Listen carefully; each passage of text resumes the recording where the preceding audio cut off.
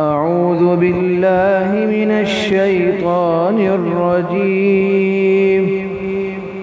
بسم الله الرحمن الرحيم.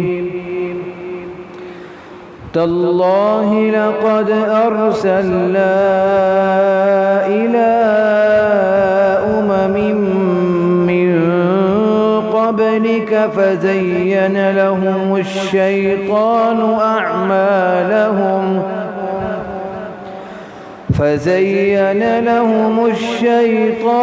أعمالهم فهو وليهم اليوم ولهم عذاب أليم. وما أنزلنا إليك الكتاب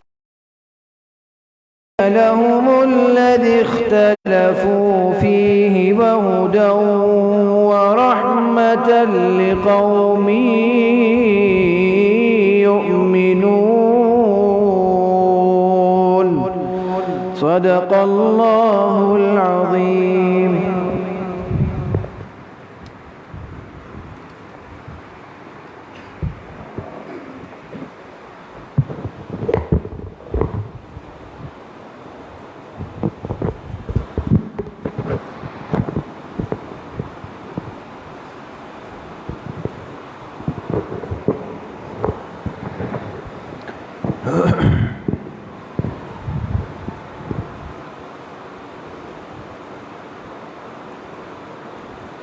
بسم الله الرحمن الرحيم. نحمده ونصلي ونسلم على رسوله الكريم. أما بعد فأعوذ بالله من الشيطان الرجيم. بسم الله الرحمن الرحيم. إن في ذلك لذكرى لمن كان له قلب أو ألقى السمع وهو شهيد. وقال رسول الله صلى الله عليه وسلم بلغوا عني ولو آية. صدق الله وصدق رسوله النبي الكريم. اللهم صل على سيدنا ومولانا محمد وعلى آل سيدنا ومولانا محمد وبارك وسلم. اللہ سبحانہ و تعالیٰ کا بہت بڑا کرم اور احسان ہے کہ ہم سب یہاں اللہ پاک کے گھر میں دین کی بات سننے کی نسبت سے جمع ہوئے ہیں. اللہ پاک آپ سب کے اس آنے کو، اس بیٹھنے کو، سننے اور سنانے کو اپنی بارگاہ عالیہ میں قبول فرمائے اور ہم سب کے ظاہر و باطن کی اصلاح کا ذریعہ بنائے. قرآن کریم میں اللہ پاک نے جناب نبی کریم صلی اللہ علیہ وسلم کو پچھلی مختلف امتوں کے واقعات، حالات اور ان پر آنے والی جو اللہ پاک کی پکڑ تھی اس کیفیات کو تفصیل کے ساتھ بیان فرمایا ہے. ہر مسلمان، ہر طالب علم اس سے واقف ہے کہ اللہ کے پاکیزہ کلام قرآن کریم کا ایک بہت بڑا حصہ وہ ہے جو تذکیر اور قصص اور امثال پر مشتمل ہے، اور یہ بہت بڑا حصہ ہے قرآن کریم کا جو تذکیر پر، قصص پر، امثال پر مشتمل ہے. یعنی قرآن کا وہ حصہ جس میں اللہ پاک نے بطور نصیحت کے، بطور عبرت کے پچھلی امتوں کے واقعات کو، مثالوں کو واعظ و نصیحت کے طور پہ بیان فرمایا. یہ حصہ زیادہ ہے. اور قرآن کا وہ حصہ جو احکامات پر مبنی ہے وہ آیات کی تعداد کے اعتبار سے تو کم ہے. جسے طلبہ جانتے ہیں، تخصص کے طلبہ اگر بیٹھے ہیں تو ہمارے فقہا کی رائے یہ ہے کہ قرآن کریم میں احکامات کی کل آیات کتنی ہیں؟ 500 ہے نا، 500. اور کل قرآن کی آیات کی تعداد کتنی ہے؟ 6666 راجح قول کے مطابق. 6666 آیتیں ہیں پورے قرآن کریم کی. تو ان میں سے فقہائے امت لکھتے ہیں کہ احکامات کی آیتیں کتنی ہیں؟ 500 ہیں.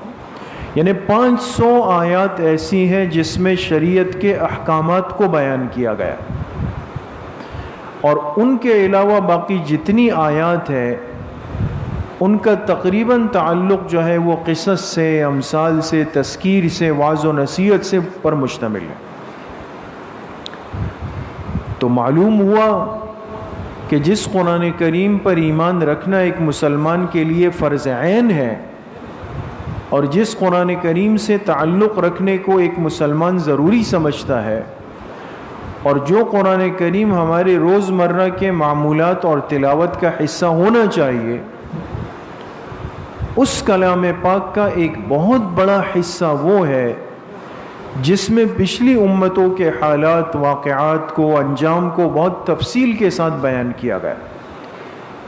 اس لیے آپ سورہ بقرہ سے شروع ہو جائیں، اور اس کے بعد پھر پوری صورتیں ہیں. سورہ قصص ہے، اور سورۃ الانبیاء ہے، سورۃ الشعراء ہے.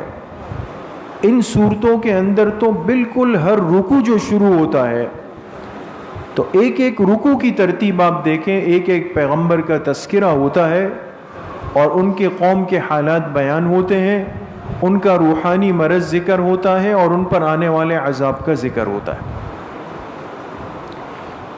یہ بات تمہید کے طور پہ آپ سے اس لیے عرض کر رہا ہوں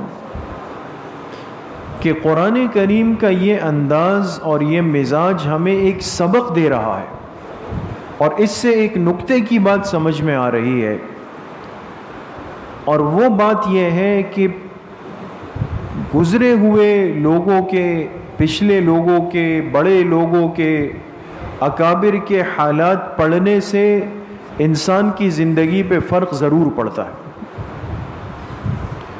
ورنہ اللہ پاک نے اپنے آخری پیغمبر جناب رسول اللہ صلی اللہ علیہ وسلم پر اتنی تفصیل کے ساتھ وہ واقعات کیوں اتارے؟ کیا وجہ ہے کہ قرآن کریم میں کبھی قوم نوح کا، کبھی قوم لوط کا، کبھی قوم عاد کا، کبھی قوم سمود کا، کبھی قوم صالح کا، کبھی قوم شعیب کا، کبھی حضرت ابراہیم علیہ نبینا علیہ الصلاۃ والسلام، ان کے حالات بار بار مختلف انداز اور ترتیب سے بیان ہوتے؟ اس لیے میرے عزیزو، دوستو، بزرگوں، کہ انسانی فطرت یہ ہے اور انسان کا مزاج یہ ہے کہ جب یہ کسی کی زندگی کا مطالعہ کرتا ہے، کسی کے حالات کو پڑھتا ہے، تو اس کا اثر اس کی زندگی پر ہوتا ہے. اس کی نفی کوئی نہیں کر سکتا کہ مطالعے سے کیا فرق پڑتا ہے، یا صرف واقعات کے سن لینے سے کیا فرق پڑتا ہے. فرق پڑتا ہے. اگر نہ پڑتا تو قرآن کریم کا بہت بڑا حصہ ان واقعات پر کیوں مشتمل تھا؟ اس لیے قرآن تو کتاب ہدایت ہے جو انسانیت کی تبدیلی کے لیے آیا ہے. تو یہ تصور بھی نہیں ہو سکتا کہ قرآن کریم میں اس کو زیادہ حصہ دیا گیا جس کا انسان کی زندگی کے تبدیل ہونے سے کوئی تعلق ہی نہیں ہے. تو یہ بات اچھی طرح ذہن نشین کر لینی چاہیے کہ انسان جس چیز کا مطالعہ کرتا ہے، جس کو پڑھتا ہے، جس کو اپنی نظروں کے سامنے رکھتا ہے، اس کا اثر اس کی زندگی پہ ضرور ہوگا. اس لیے ہمارے حضرت شیخ پیر ذوالفقار صاحب دامت برکاتہم نے لکھا ہے کہ ایک شخص ایک اللہ والے کی خدمت میں گئے اور ان سے عرض کی کہ میرا آپ سے اصلاحی تعلق ہے، لیکن میں یہاں کا نہیں ہوں، کچھ دن رہنے کے بعد میں یہاں سے چلا جاؤں گا اپنے گھر. تو پھر کب آنا ہو، کب آپ کی زیارت ہو، کب آپ سے ملاقات ہو، کب آپ کی صحبت ملے، کچھ پتہ اور کچھ اندازہ نہیں. تو آپ مجھے کچھ ایسا طریقہ بتا دیں، کوئی ایسا حل بتا دیں کہ میری اصلاح کا عمل جاری رہے. یہ دیکھیں کتنا اہم سوال ہے. اب آپ نہ ملیں، اللہ والے نہ ملے، صالحین نہ ملے، ان کی صحبت نہ ملے، لیکن میری اصلاح ہوتی رہے، یہ کیسے ہوگا؟ تو حضرت فرماتے ہیں کہ وہ بزرگ نے کہا اپنے اس مرید سے کہ دیکھو جب بڑے نہ ملے تو ان کے حالات کو پڑھو گے، ان کی صحبت کا فائدہ ملے گا۔ لہٰذا اگر تمہیں آئندہ میری صحبت نہ ملے یا میرے بعد کسی اور اللہ کے ولی کی صحبت نہ ملے تو ان کتابوں کے ساتھ جڑ جانا جن میں اللہ کے اولیاء کا تذکرہ ہے یا ان کی لکھی ہوئی کتابیں ہیں، تو اس سے کیا ہوگا؟ اس صحبت کی کمی کا اللہ پاک ازالہ فرمائیں گے۔ اور آج تک میرے عزیزوں، دوستوں، بزرگوں، ہمارے علماء کا، اکابر کا، بڑوں کا، اساتذہ کا یہ طریقہ معمول بہا رہا ہے۔ آج ہم اتنے خالی خولی کیوں گھومتے ہیں؟ اس کا ایک بنیادی سبب یہ ہے، ہم طلباء کا، ہر طبقے کا، اپنے بڑوں کی زندگیوں سے، ان کی کتابوں سے، ان کے سوانح حیات سے، حیات عمری سے رابطہ بالکل کٹ چکا ہے دوستوں۔ آج کتاب کے لینے کو، اس کے مطالعہ کرنے کو، اس کے محفوظ کرنے کو ایک بالکل زائد اور فالتو آدمی کا کام سمجھا جاتا ہے۔ یعنی آج کے طالب علم کو بھی بات سمجھ نہیں آتی کہ مجھے دینی کتاب لینی چاہیے، مجھے اپنے اکابر کی، بڑوں کی، بزرگوں کی، اکابر علماء دیوبند کی زندگیوں کو پڑھنا چاہیے۔ نہیں، یہ بات سمجھ میں نہیں آ رہی۔ تو نتیجہ کیا ہے دوستو؟ کہ ہمارے سامنے اپنے بڑوں کی زندگیاں نہیں آئیں،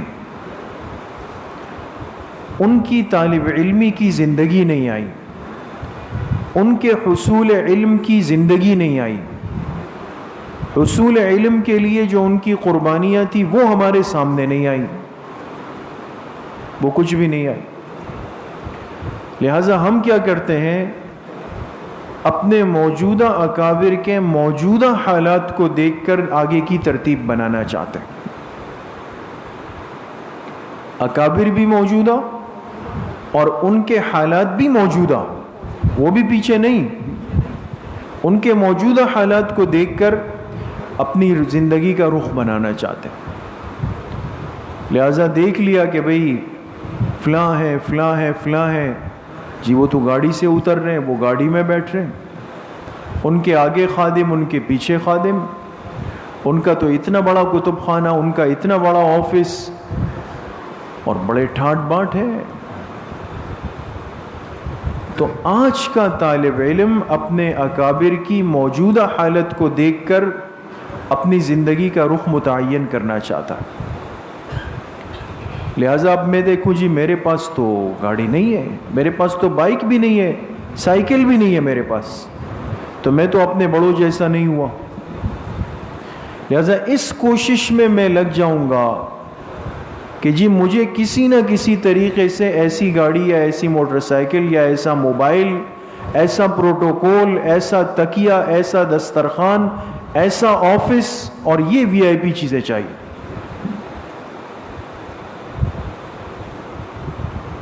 اور اس کے بین اور واضح نقصانات یہ ہے کہ اصل مقصود رہ گیا پیچھے، حصول علم رہ گیا پیچھے، اشاعت دین رہ گیا پیچھے، دعوت دین رہ گیا پیچھے، فرق باطل کا مقابلہ رہ گیا پیچھے، طلب دنیا میں آگے چلتے چلے گئے، اس میں آگے جا رہے۔ اس لیے میرے عزیز طلبہ اور میرے محترم دوستوں، بزرگوں، یہ بات طے شدہ ہے، جس نے اپنے بڑوں کی ابتدائی زندگی کو دیکھ کر عبرت حاصل کی، یہ ترقی کرے گا، یہ ایک مقام پہ پہنچے گا۔ اس لیے کہ ہمیشہ بڑے لوگوں کی، ان الفاظ پہ غور کریں، ہمیشہ بڑے لوگوں کی ابتدائی زندگی قربانیوں کے ساتھ چلتی، انتہائی زندگی میں جا کر اللہ پاک کی نصرتیں ان پہ اترتی. اب ہمارے ساتھ مصیبت یہ ہے کہ ہم ان بڑوں کی انتہائی زندگی کو دیکھ کر اس طرح چلنا چاہتے ہیں. آپ دیکھیں یہ جو آج آپ کے بڑے ہیں، حضرت شیخ الاسلام ہے، حضرت مفتی اعظم پاکستان ہے، حضرت ڈاکٹر عبدالرزاق اسکندر صاحب حفظہ اللہ تعالی ہے، حضرت مولانا طارق جمیل صاحب ہیں، یہ جتنے ہمارے اکابر اہل حق ہیں، ہم ان کی موجودہ حالت اور ان کی موجودہ سہولیات اور راحتوں کو دیکھ کر کہتے ہیں میرے پاس تو نہیں ہے، میرے پاس ایسا کیوں نہیں ہے، میرے پاس بھی ایسا ہونا چاہیے. میرے عزیزو، ان کی ابتدائی زندگی کو تھوڑا سا اگر آپ دیکھ لیتے، پڑھ لیتے، کبھی یہ چیزیں آپ کو پریشان نہیں کرتی. دوست، ہم نے ان کی قربانیاں نہیں دیکھی، ہم نے ان کے وہ بھاگ دوڑ نہیں دیکھی ہے، ہم نے ان کی وہ فاقہ کشی نہیں دیکھی ہے. موجودہ حالات کو دیکھتے ہمارے حضرت والد صاحب رحمۃ اللہ علیہ فرمایا کرتے تھے، اکثر و بیشتر اپنی طالب علمی کے حالات ہمیں سناتے تھے. آج وہ باتیں سمجھ آتی ہے دوستوں. تو وہ فرماتے تھے جب ہم دارالعلوم کراچی میں پڑھ رہے تھے، آج آپ جا کے دیکھیں دارالعلوم کراچی کے صرف باہر اگر کوئی گزر جائے تو اس کو لگے گا کہ ایک بین الاقوامی سطح کی ایک عالمی یونیورسٹی کے باہر سے آپ گزر رہے ہیں. صرف اس کا دروازہ دیکھ کر انسان مرعوب ہو جاتا ہے، اندر تو دنیا ہی الگ ہے. اب اگر کوئی آج کی ظاہری ان چیزوں کو دیکھ کر کہے کہ بھئی یہ تو بڑی بڑی بلڈنگیں بنا کر یہاں پر کرسیوں پر بیٹھے ہوئے ہیں، کوئی تکیہ لگا کے بیٹھا ہوا ہے، کوئی اے سی میں بیٹھا ہوا ہے، کسی کا یہ آفس ایسی گاڑی ہے، بہت بڑا نادان آدمی ہے. اس لیے کہ اس کے پیچھے کی جو تاریخ ہے، ہم صرف ان کی 15-20 سال کی ابھی کی زندگی کو دیکھ رہے ہیں. لیکن ایک وقت ایسا بھی گزرا، حضرت والد صاحب رحمۃ اللہ علیہ فرماتے تھے کہ جب حضرت مفتی محمد شفیع صاحب رحمۃ اللہ علیہ نے یہ جگہ خریدی دارالعلوم کراچی کی، تو اس کی چار دیواری نہیں تھی، کھلی زمین تھی، مٹی اور ریت تھی، اور اس میں حضرت نے ایک چھوٹی سی مسجد بنائی اور چند کمرے طلبہ کے لیے بنائے. تو اب ظاہر سی بات ہے کہ باؤنڈری نہیں ہے، کسی چیز کی چار دیواری نہیں ہے، اور یہ بالکل کراچی شہر سے کٹا ہوا علاقہ تھا. آج تو کورنگی 15 منٹ انسان پہنچتا ہے. اس وقت والد صاحب فرمایا کرتے تھے کہ لوگ جب آتے تھے تو کہتے تھے گاڑی والے کو میں شہر جا رہا ہوں، وہاں سے یہاں آتے ہوئے کہتے تھے بھئی شہر جانا ہے. تو رات کو کیا ہوتا تھا، جو آوارہ جانور ہے، بالکل ایک جنگل تھا نا، تو وہ جانور اندر آتے تھے، کوئی مسجد میں گندگی کر دی، طلبہ کے کپڑے بچھے ہوئے ہوتے تھے اس کو گندا کرتے تھے، کمروں میں آ جاتے تھے اس طرح. اور کیکر کی جاڑیاں تھیں اتنی زیادہ، اور اس میں یہ چھوٹے چھوٹے بچھو جو تھے یہ بہت زیادہ ہوتے تھے. تو رات کو جب گرمی کا موسم ہوتا تھا تو گرمی میں آپ دیکھتے ہیں تمام حشرات الارض زمین سے نکل آتے ہیں، گرمی ہوتی ہے، پانی کی تلاش میں. تو کہا بہت سارے بچھو جو ہے نا وہ آ کر طلبہ کی جوتیوں میں، ان کے بستروں میں اندر گھس جاتے تھے. بچھو جو ہے ظاہر سی بات ہے کہ وہی تتلی تو ہے نہیں، وہ تو ڈنک مارے گا، زہریلا جانور ہے. تو صبح طلبہ جب فجر کے لیے اٹھتے تھے، روشنی نہیں ہے، اندھیرا ہے، تو ایک طالب علم نے پیر میں جوتا ڈالا اور چیخ ماری. کیا ہو گیا؟ اس کے پیر سے بچھو چمٹ گیا، پکڑ لیا. باقی طلبہ پھر ٹارچ جلاتے تھے، پھر بڑی مشکل سے اس مصیبت کو الگ کرتے تھے. اب یہ واقعات ہونے لگے، طلبہ صبح اٹھتے تھے، کسی کے بستر میں بچھو ہے، اس کے جسم سے چپک گیا، کسی کے پیروں میں، کسی کے جوتوں میں. یہ حالات چل رہے تھے، تو بڑی پریشانی تھی. تو کسی نے جا کے حضرت مفتی اعظم پاکستان رحمۃ اللہ علیہ کو، مفتی شفیع صاحب رحمۃ اللہ علیہ کو بتایا کہ حضرت آپ تھوڑی فکر کر لیں، ورنہ طلبہ تو یہ تو پریشان ہے، چلے جائیں گے سب۔ تو فرمایا کہ اس دن حضرت نے کیا کیا، جب عصر کی نماز ہوئی تو خلاف معمول ممبر پہ بیٹھ گئے، اس مسجد کی ممبر پہ بیٹھ گئے اور طلبہ سے کہا کہ دیکھیں مجھے روز یہ شکایت آ رہی ہے کہ طلبہ بہت پریشان ہیں اور بچھو جو ہے حشرات الارض تنگ کرتے ہیں، جانور رات کو آ کے چیزیں خراب کرتے ہیں۔ اب بڑے تھے نا، بڑے لوگ تھے، دونوں پہلوؤں پر بات کی۔ کہا دیکھیں ایک تو یہ نقصان اس لیے ہوتا ہے کہ ہم نے ایک سنت طریقے کو ترک کیا ہے،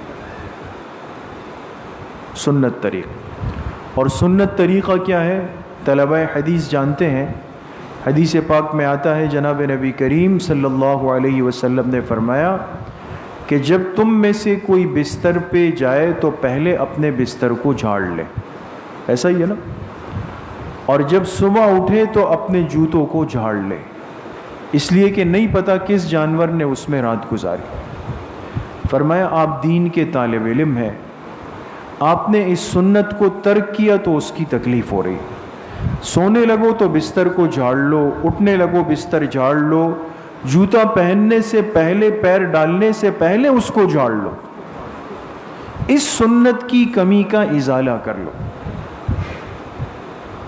ایک پھر دوسرے پہلو پر آئے، پھر کہا دیکھیں کتنے طلبہ کو بچھوؤں نے کاٹا ہے، لیکن حضرت امام مالک رحمۃ اللہ علیہ درس دے رہے تھے مدینہ منورہ میں، اور چونکہ جناب نبی کریم صلی اللہ علیہ وسلم کے روضہ مبارکہ کے ساتھ بیٹھ کر دے رہے تھے، ہزاروں کا مجمع تھا،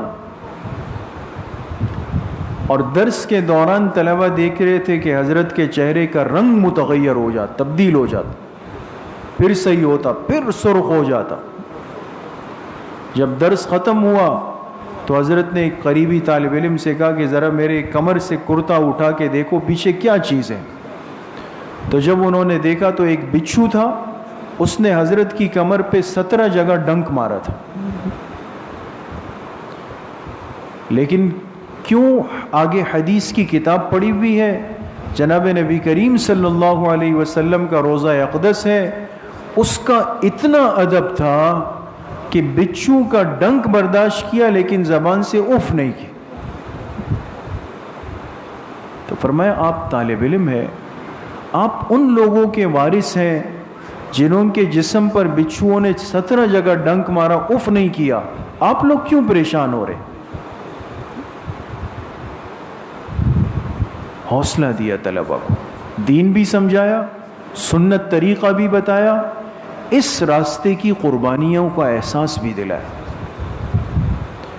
آج تو ہم عیشوں کے اندر علم حاصل کر رہے ہیں دوستو، اوپر پنکھا ہے، نیچے قالین ہے، آرام سے بیٹھے ہوئے ہیں، استاذ چل کے ہمارے پاس آتے ہیں، لائٹ گئی، طالب علم دائیں بائیں دیکھتا ہے کہ جنریٹر نہیں کھلا ابھی تک، چلو بھائی خادم کو دوڑاؤ جنریٹر کھولو، گرمی ہو رہی ہے، جنریٹر آپ کے لیے کھلتا ہے، ہر چیز دستیاب ہے۔ ایک دن پانی گرم ہے تو طالب علم پریشان کہ جی آج پانی ٹھنڈا نہیں ملا، استاذ نے 5-10 منٹ اوپر پڑھا لیا تو بار بار گھڑی کو دیکھ رہے ہیں، کھانے میں تاخیر ہو رہی ہے۔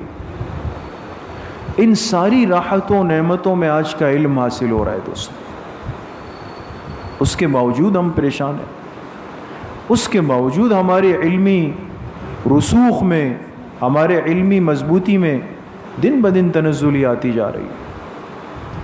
اس لیے میرے عزیز طلباء اور میرے ساتھیوں، عرض یہ کرنا چاہتا ہوں کہ اپنے بڑوں کی زندگیوں کو پڑھیں، اپنے اکابر کی زندگیوں کو پڑھیں، تھوڑا سا وقت نکالیں۔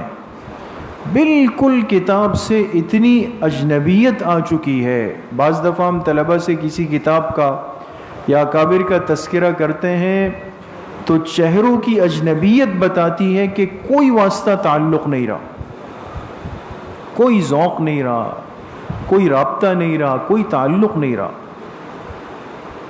اس لیے ہمارے حضرت شیخ امام اہل سنت حضرت مولانا سرفراز خان صفدر رحمۃ اللہ علیہ جو علم کا سمندر تھے نا، طبیعت میں مزاح بھی تھا، مذاق کا مزاج بھی تھا.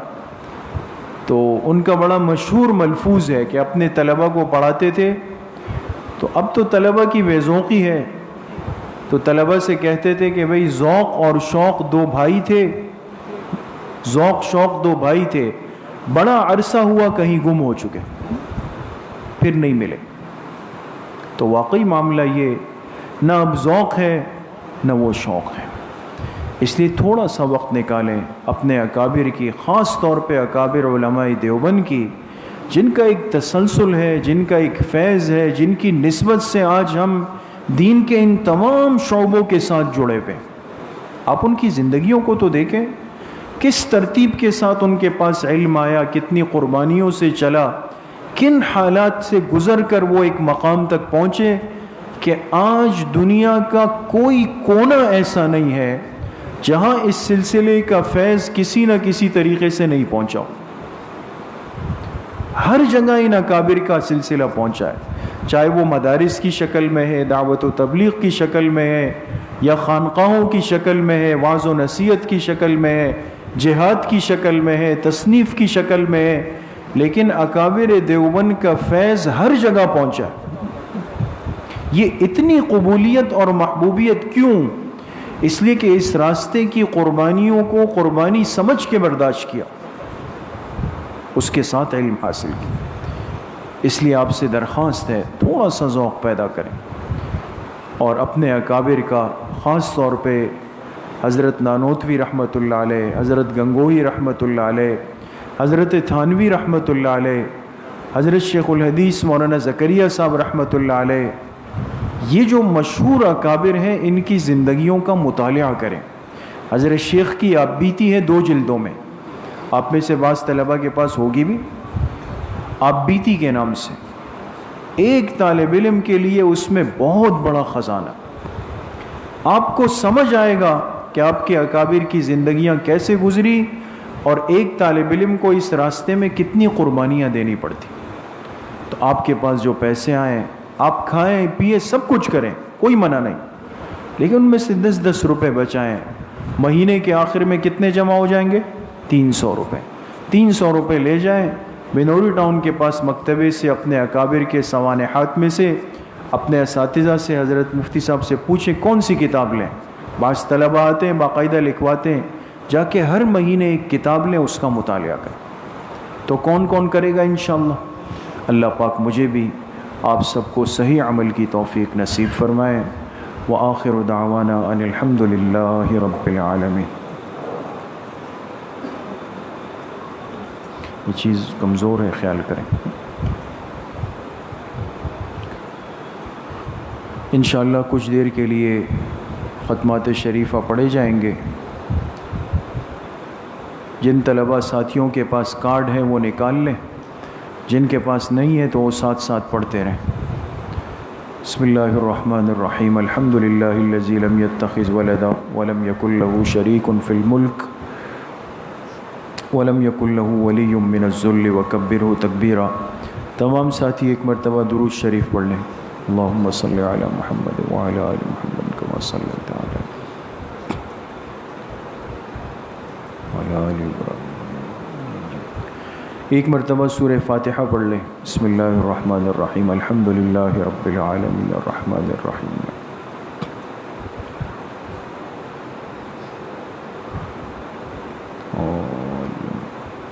ایک مرتبہ درود شریف پڑھ لیں. اللہم صلی علی محمد وعلی آل محمد کما صلی.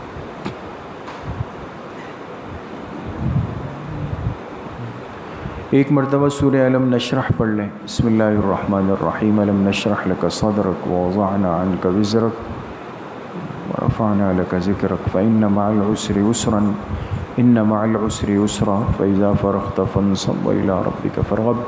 ایک مرتبہ سورہ اخلاص پڑھ لیں. بسم اللہ الرحمن الرحیم. قل هو اللہ احد اللہ الصمد. ایک مرتبہ سورہ فاتحہ پڑھ لیں. بسم اللہ الرحمن الرحیم. الحمد للہ رب العالمین الرحمن الرحیم.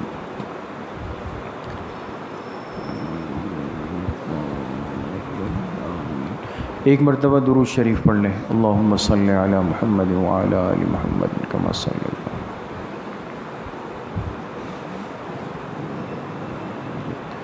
7 مرتبہ پڑھیں اللہم یا قاضی الحاجات، اللہم یا قاضی الحاجات۔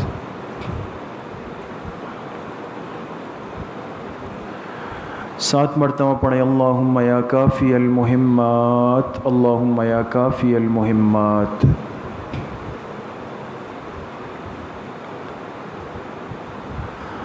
7 مرتبہ پڑھیں اللہم یا دافع البلیات، اللہم یا دافع البلیات۔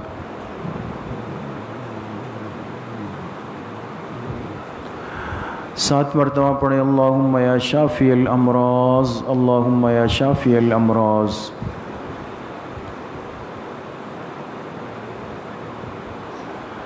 7 مرتبہ پڑھیں اللہم یا رفیع الدرجات، اللہم یا رفیع الدرجات۔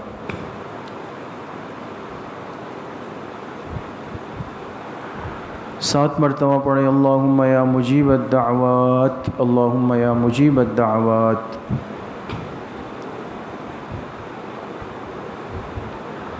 7 مرتبہ پڑھیں اللہم یا ارحم الراحمین، اللہم یا ارحم الراحمین۔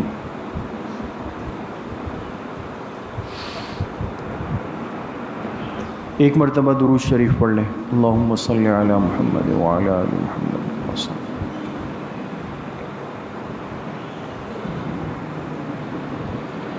تین مرتبہ پڑھیں حسبنا اللہ ونعم الوکیل، حسبنا اللہ ونعم الوکیل۔ ایک مرتبہ درود شریف پڑھ لیں، اللہم صلی علی محمد وعلی آل محمد وسلم۔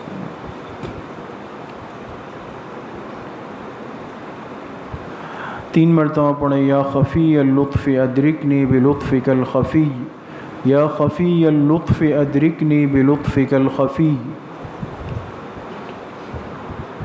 ایک مرتبہ درود شریف پڑھ لیں، اللہم صلی علی محمد وعلی آل محمد۔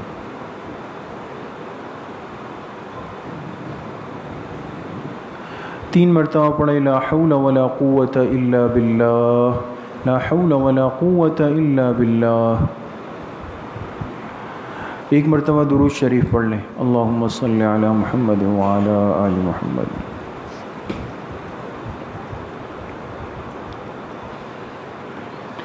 تین مرتبہ پڑھیں ذالک فضل اللہ یؤتیہ من یشاء واللہ ذو فضل علی المؤمنین، ذالک فضل اللہ یؤتیہ من یشاء واللہ ذو فضل علی المؤمنین۔ ایک مرتبہ درود شریف پڑھ لیں، اللہم صلی علی محمد وعلی آل محمد کما صلی۔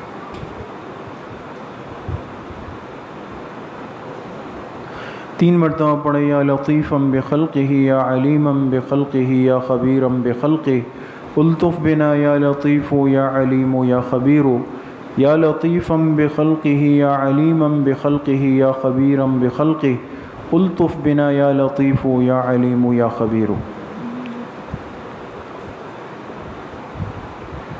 ایک مرتبہ درود شریف پڑھ لیں، اللہم صلی علی محمد وعلی آل محمد۔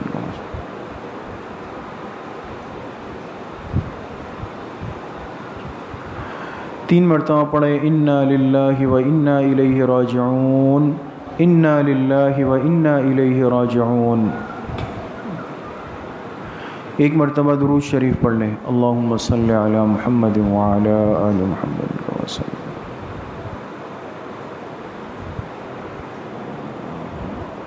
تین مرتبہ پڑھیں اللہ ولی الذین آمنوا، اللہ ولی الذین آمنوا۔ ایک مرتبہ درود شریف پڑھ لیں، اللہم صلی علی محمد وعلی آل محمد کما صلیت۔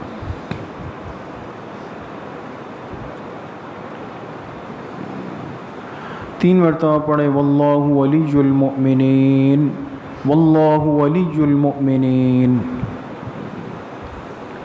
ایک مرتبہ درود شریف پڑھ لیں، اللہم صلی علی محمد وعلی آل محمد۔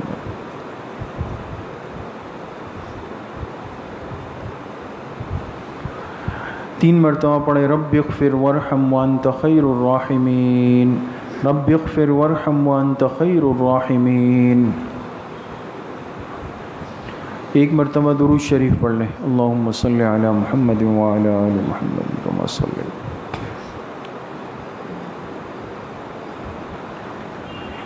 3 مرتبہ پڑھیں یا لطیف یا خبیر یا ودود یا شکور، یا لطیف یا خبیر یا ودود یا شکور۔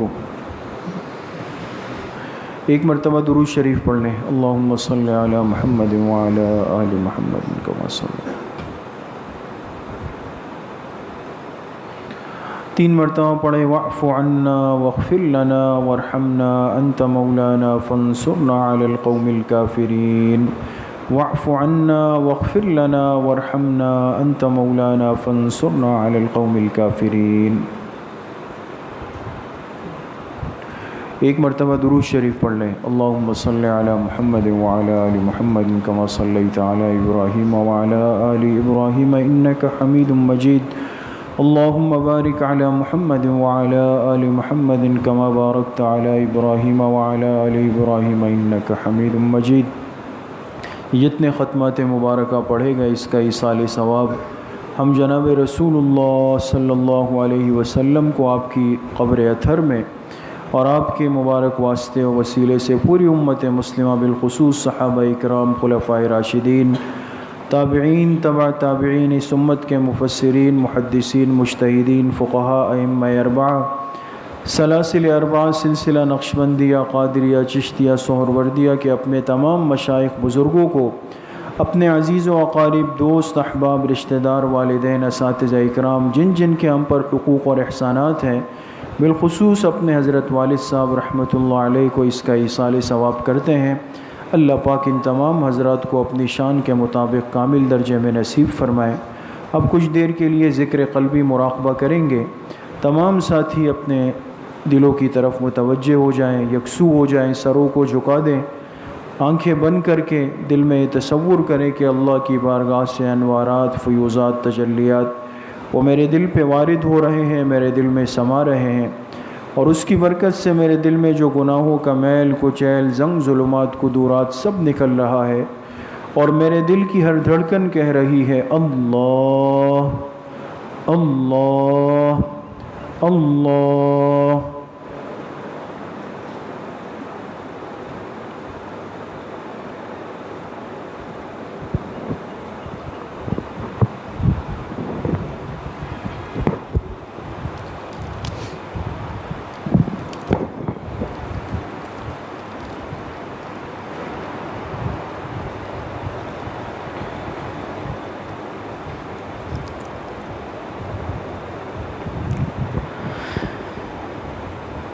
ظاہر میں اہل دل گوہے حسرت لیے ہوئے، ظاہر میں اہل دل گوہے حسرت لیے ہوئے، باطن مگر ہے دولت نسبت لیے ہوئے، باطن مگر ہے دولت نسبت لیے ہوئے،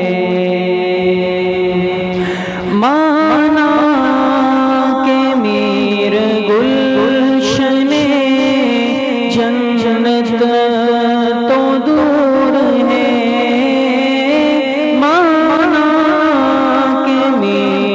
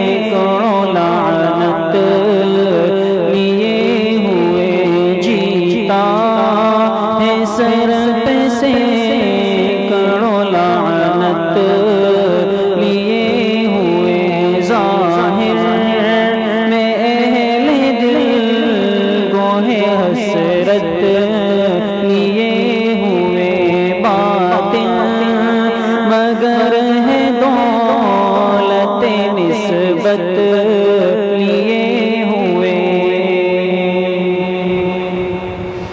ایک قلب شکستہ کے اورا ہو فغاں کے ساتھ ایک قلب شکستہ کے اورا ہو فغاں کے ساتھ میں چل رہا ہوں مشعل سنت لیے ہوئے میں چل رہا ہوں مشعل سنت لیے ہوئے ظاہر میں اہل دل گوہ عسرت لیے ہوئے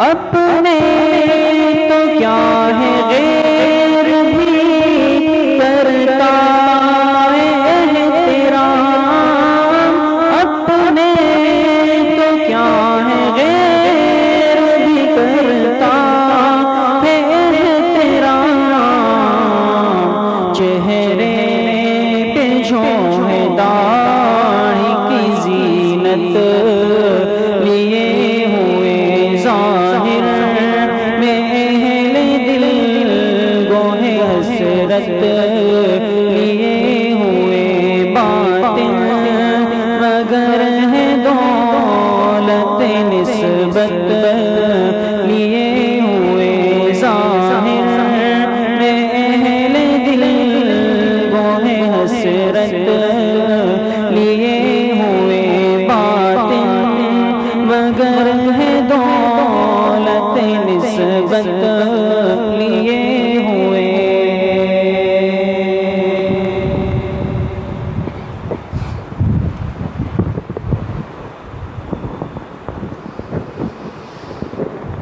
لا الہ الا اللہ محمد رسول اللہ الحمدللہ رب العالمین والصلاة والسلام علی سید الانبیاء والمرسلین سیدنا و مولانا محمد وآلہ واصحابہ اجمعین یا اللہ یا ارحم الراحمین ہمارے صغیرہ کبیرہ ظاہراً باطناً ہر طرح کے گناہوں کو معاف فرما دے یا اللہ پوری امت کے گناہوں کو معاف فرما دے اپنی رضا والی زندگی نصیب فرما دے یا اللہ ذکر کی مبارک مجلسوں سے مبارک ماحول سے ساری زندگی جل کر رہنے کی توفیق نصیب فرما دے یا اللہ جتنے ساتھی جتنے احباب جتنے طلبہ محبت کے ساتھ تشریف لائے ہیں اور لاتے ہیں اس وقت موجود ہے یا اللہ سب کی حاضری کو قبول فرما دے یا اللہ ان تمام ساتھیوں کو محبت کرنے والوں کو طلبہ عزیز کو اپنے دین کے تمام شعبوں کے لیے عالی خدمات کے لیے یا اللہ پورے عالم میں قبول فرما لے یا اللہ دارین کی خوشیاں ہم سب کو نصیب فرما دے